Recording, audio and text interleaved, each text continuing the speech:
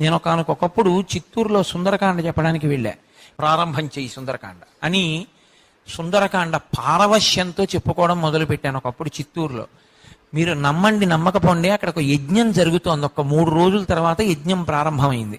ఇలా ఇలా ఉన్నటువంటి కిటికీ, అంటే ఏసీ ఎక్కువ ఎఫెక్ట్ అవ్వకూడదని అలా పెట్టారు వాళ్ళు. అందులోంచి ఏ ప్రాణి లోపలికి రాలేదు. నేను ఉపన్యాసానికి వెళ్ళి పారవస్యంతో చెప్తున్నాను రామాయణం. చెప్తుండగా అకస్మాత్తుగా స్టోర్స్లోంచి ఏదో మెటీరియల్ కావలసి వచ్చి ఒక ఆర్గనైజర్ ఎవరో 3 రోజుల క్రితం వేసేసిన తాళం, ఆ తాళం తీసి ఆయన అలా ఉండిపోయాడు గది ముందు.